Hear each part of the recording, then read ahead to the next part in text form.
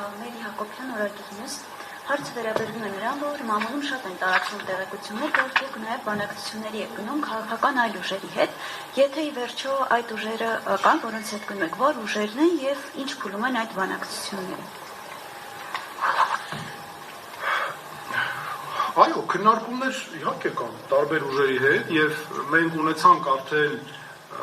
շատ կարևոր մի զարգացում, Շան Դաշին կուսակցությունը միավորվել է մեզ միասնության թևերին։ Մեր գործընկերների հետ արդյունավետ աշխատում ենք եւ ունենք բանակցություններ տարբեր այլ ուժերի հետ, բնականաբար դրանք պատեհ պահի անպայման կհրապարակվեն։ Ես մեր ժողովրդի հետ միշտ մենք ազնիվ ենք եւ լինելու ենք ազնիվ, հստակ ասելով, թե մենք ինչ ենք անում, նույնը մենք անընդհատ մեր ժողովրդի հետ կապի մեջ ենք, երբ ամեն շաբաթ անընդհատ մարզային այցերի մեջ ենք։ Խնդրեմ, մյուս հարցը։ Էլեն Մուշեղյան, Նուզայեմ, վերջերս Բաքվից վերադարձած հայ փորձագետների խմբի անդամ Արեգ Քոչինյանը հայտարարել էր, որ հիմա Հայաստանի քաղաքական դաշտում ով դեմ է հայ-ադրբեջանական կարգավորմանը կամ օտարերկրագործակալ է կամ քաղաքական ապուշ։ Ինչպես կմեկնաբանեք այս հայտարարությունը եւ երկրորդ հարցը անկլավների մասով, մասնավորապես ինչ վտանգներ եք տեսնում Տիգրանաշենը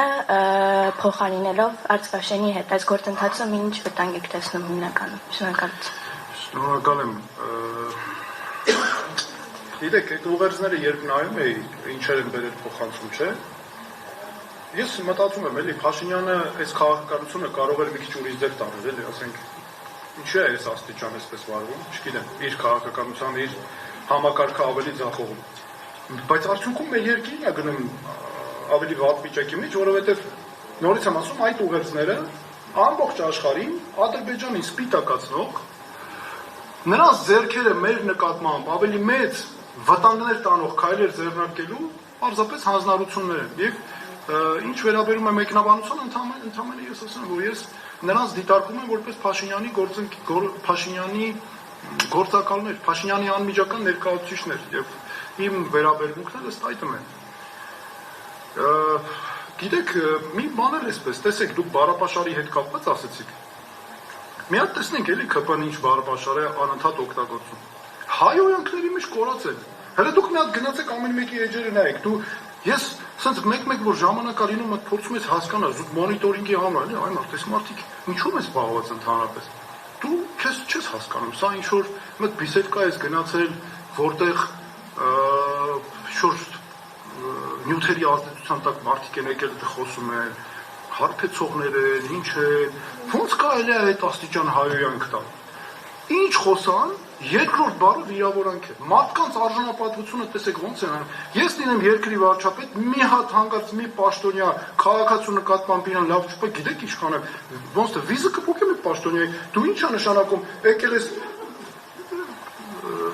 պաշտոնի գնացել ես այդ քաղաքացու ոտքերն ես ընկել, ձայն ես ստացել, եկել ես պաշտոնը այդ քաղաքացու հարկերից աշխատավարձ ես ստանում, մեքենաներ ես գնել, բնակարաններ ես գնել, ես ինչեր ես արել, մի հատ էլ կանգնում ես վիրավորում ես, բա ինչ կապ ունի ասենք դու այդ քաղաքացին քեզ ընտրել ա թե չէ։ Դե կապ չունի, չէ։ Սա իմ կարծիքով համակարգային ակտ է ուղղակի, որ այսօր կա մեր համակարգում։ Ցավոք սրտի սա ամբողջ համակարգի վրա տարածվելու մեծ վտանգներ ունի եւ սա իմ կարծիքով սրա միակ լուծումը դուք հարց տվեցիք նաև նախորդ հարց տվողներ, սրա միակ լուծումը քաղաքական է ժողովուրդ ջան։ Մենք ինչքան այս համակարգում մնանք, այս ամենը մեզ գնալով ավելի ու ավելի